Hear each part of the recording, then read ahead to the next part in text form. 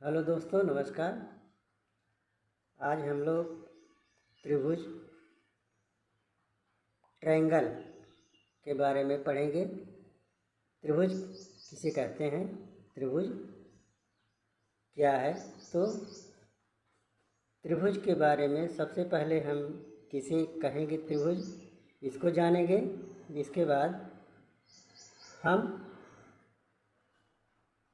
त्रिभुज के गुण के बारे में भी जानेंगे कि त्रिभुज के गुण क्या होते हैं। तो दोस्तों देखिए, त्रिभुज का आकार देखते होंगे कि आप इस तरह का आकार होगा। तीन इसमें देख रहे हैं, तीन भुजाएं हैं, तीन भुजाओं से बंद है ये। इसको देख रहे हैं, तीन भुजाएं एक दूसरे को काट रही हैं। तो त्रिभुज की परिभाषा क्या हो जाएगी। अब हम त्रिभुज की परिभाषा होगी कि तीन भुजाओं से घिरी हुई आकृति को त्रिभुज कहते हैं। तो तीन भुजा से अगर कोई आकृति घिरी हो तो उसको हम त्रिभुज कहेंगे। इसको हम इस तरह भी कहते हैं, त्रिभुज के तीन भुजाओं से बनी बंद आकृति को हम त्रिभुज कहेंगे। तो त्रिभुज के गुण क्या हैं। तो त्रिभुज के गुण इस प्रकार से हैं कि त्रिभुज के अंतःकोणों का योग 180 अंश होता है। अगर कोई इस तरह की आकृति है, अगर उनके तीनों अंतःकोणों का योग अगर 180 अंश है तो वह त्रिभुज है, अन्यथा वह त्रिभुज नहीं है। यदि उसके कोणों का योग 179 अंश हो रहा है तो त्रिभुज नहीं होगा। अगर उसके कोणों का योग 181 अंश हो रहा है तब भी त्रिभुज नहीं होगा। त्रिभुज कब होगा, जब एग्जैक्ट वही 180 अंश का होगा, तभी वह त्रिभुज होगा। तो त्रिभुज के अंतःकोणों का योग 180 अंश होता है। एक गुण इसका ये है कि त्रिभुज के अंतःकोणों का योग 180 अंश होगा, तभी वह त्रिभुज कहलाएगा, अन्यथा वह त्रिभुज नहीं होगा। तो इसी तरह से ये हो गया। और त्रिभुज का और एक गुण क्या होता है कि त्रिभुज के कुल 6 अवयव होते हैं। उन 6 अवयवों को हम क्या क्या कहते हैं। एक तो है कि 3 भुजाएं और दूसरा है 3 कोण। कोई भी त्रिभुज होगा तो त्रिभुज में 3 भुजाएं होगी और 3 कोण होगा। तो इस तरह से अगर हम कोई त्रिभुज बना लें, अगर त्रिभुज बना करके देखें, जैसे अगर मान लें कि हम एक त्रिभुज इस तरह से बना देते हैं और इसका नाम लिख देते हैं कि यह त्रिभुज ABC है। तो देख रहे हैं इसमें शीर्ष हैं। शीर्ष क्या क्या हैं, तो इसके शीर्ष हैं A, एक देख रहे हैं, एक शीर्ष ये है और एक शीर्ष है B, एक शीर्ष B है और एक शीर्ष C है। तो इसमें 3 शीर्ष हो गए। और भुजा देखिए, इसमें भुजा कौन कौन सी हैं, भुजाएं इनकी। तो भुजाएं देखिए, भुजाएं AB हो गया, BC और AC। इस तरह से इनकी ये भुजाएं हो गई। और इनमें देखिए कोण, एक कोण यह बना है, इसको कोण A पढ़ते हैं। ये देखिए कोण है, इसको हम कोण B कहते हैं। और एक कोण देखिए, ये कोण C है, तो हम इसको लिखेंगे, इनके कोण क्या लिखेंगे कोण। इस तरह से हम इसको लिखेंगे कि अगर इनको सिंबल में लिखेंगे तो लिखेंगे कोण A, कोण B और कोण C। इस तरह से अगर हमको इनको तीनों अक्षरों में इन कोणों को दिखाना होगा तो हम इसको इस तरह दिखाएंगे।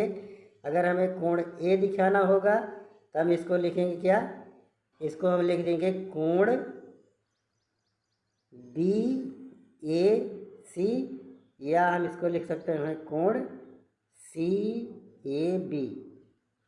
इसका अर्थ है कि जो कोण हमें डिनोट करना होगा, जो कोण हमें दिखाना होगा, वह अक्षर हमेशा बीच में होना चाहिए। देख रहे हैं, अगर हम कोण A को डिनोट करना चाहते हैं, A को प्रदर्शित करना चाहते हैं, तो हमें इस A अक्षर को हमेशा बीच में रखना होगा। देख रहे हैं, लिखें कोण BAC, देख रहे हैं यहाँ बीच में है और देखिए यहाँ पर भी बीच में है। इसी तरह से अगर हमें कोण B को डिनोट करना है कोण बी को दिखाना है, तब हम फिर इसी तरह से लिखेंगे। इसको क्या लिखेंगे, इसको लिखेंगे कोण ए बी सी, या हम इसको लिख सकते हैं कोण सी बी ए। इसी तरह से अगर कोण सी को दिखाना होगा तो इसी तरह से हम कोण सी को भी दिखा देंगे। कोण सी को लिखेंगे, कितना हो जाएगा, इसको लिखेंगे कोण ए सी बी बराबर कोण, आप इसको लिख सकते हैं बी सी ए। इस तरह से ये कोण हो गए और 3 शीर्ष हो गए।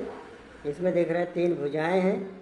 इन भुजाओं को हमेशा हम कैपिटल लेटर से दिखाते हैं।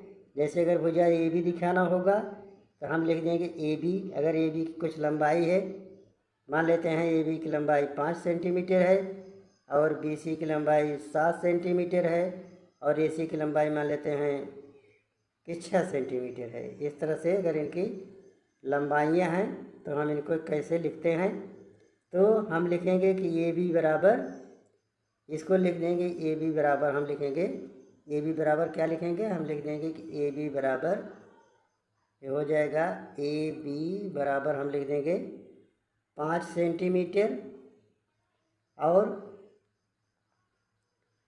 बी सी बराबर